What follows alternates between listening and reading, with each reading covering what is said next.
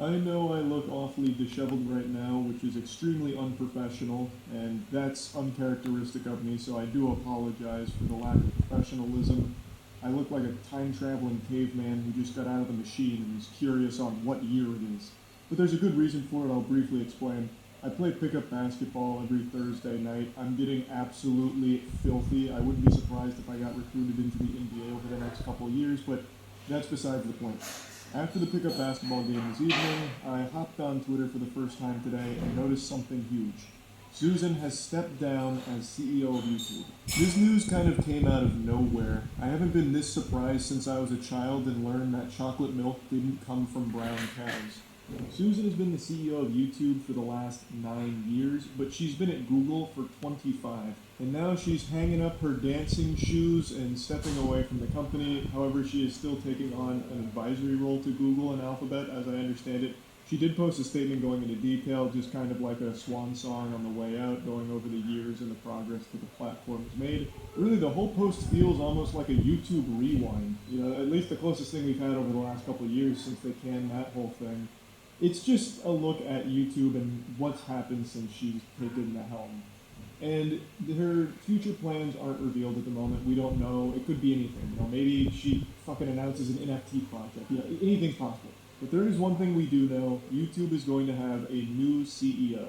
And most people are pretty pessimistic about it for good reason. Now, I know a lot of people have criticized Susan, and rightfully so. There's plenty of things that you can point out as being suboptimal, and a lot of things that didn't ever get fixed that needed fixing, and changes that should have come but still haven't come. There's plenty of things that you can critique. But I have always maintained that at least Susan knew what was going on the platform. She talked to creators, even though it pretty much fell on deaf ears. Anytime a creator gave her advice, YouTube would kind of wipe their ass with it, it felt like. She at least talk to them. She'd sit down and talk to some creators. She would post about YouTube frequently on Twitter. She seemed proud of the platform and would actively talk about YouTube, which is more than you could say about a lot of tech CEOs in the business. And the example I always use is Twitch, with our beloved Emmett Shear. I'm convinced this guy doesn't even know he's the CEO of Twitch. He seems genuinely embarrassed to even be associated with it. When you go to his Twitter bio, it's the last thing there, and he kind of downplays his involvement by just saying he's working on Twitch. The guy is literally the CEO of the platform, but I don't think you could find a single tweet he's made about Twitch. And he's never really made any appearances on Twitch. He doesn't talk about it or anything at all. I've only ever actually seen him one time to confirm he's a human being, and it was on a stream where he seemed kind of out of it, like he was either drunk or on Xanax, and he just didn't have any clue what he was talking about when he was mentioning the platform. I'd place a wager that Emmett couldn't name a single streamer on Twitch right now. So at least Susan seemed to know what was going on the platform and actively engaged with it, even though she didn't really fix a lot of shit, and even though there was a lot of mismanagement, like at the very highest level, at the very least, she talked about the platform. She did identify problems, though falling short on fixing a lot of them, and they did roll out good features under her belt, while also rolling out some stinkers.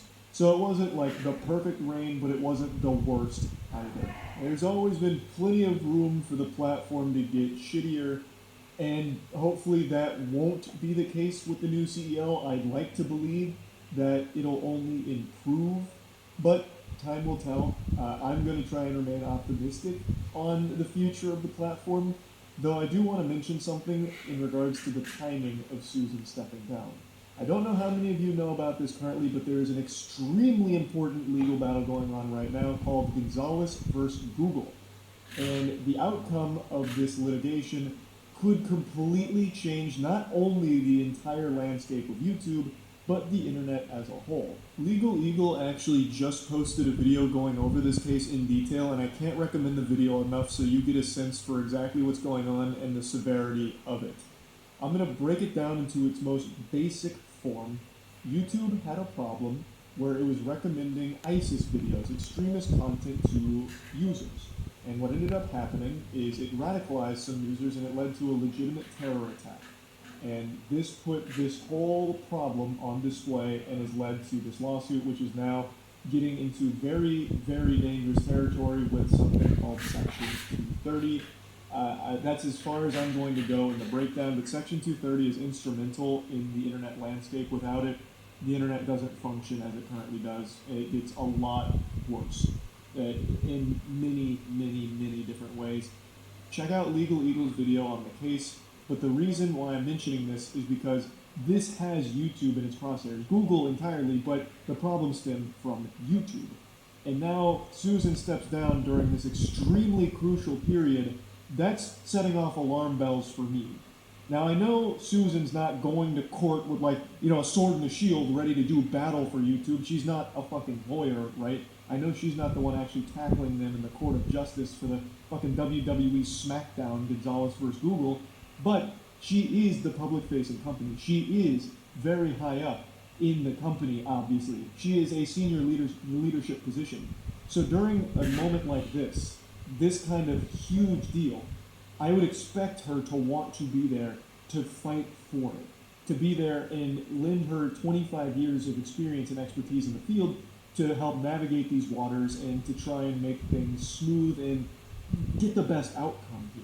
So her stepping down during this is a little weird to me, and maybe it's because I'm a little naive on the exact structure of YouTube as well as how Google compartmentalizes it. Like, maybe she really would be completely worthless in this case and would offer no valuable insight, but I just find that hard to believe since the problem stemmed from her neck of the woods, YouTube, which she's the CEO of. I feel like she would have the deepest insight and understanding in order to help with the case, but maybe that's not how it works. I just still find the timing to be a little concerning given the severity of the Gonzalez versus Google case. But anyway, back to talking about the future of the platform. We are going to see a new CEO enter into the Thunderdome here, and I'm very curious to see exactly how they're going to perform. I'm hoping it'll be great, but it remains to be seen. They've got a lot of work to do.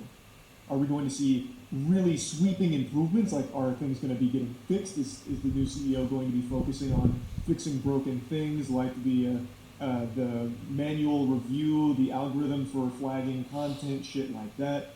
Or are they going to be focusing on improving features that are still kind of busted? Maybe are they going to focus on implementing new features that are good, that I don't even have any conception of, or any possible fucking idea on? I will say the beauty of someone new stepping in as a CEO right now is there is an easy layup they can make that would instantly earn the trust of the entire community.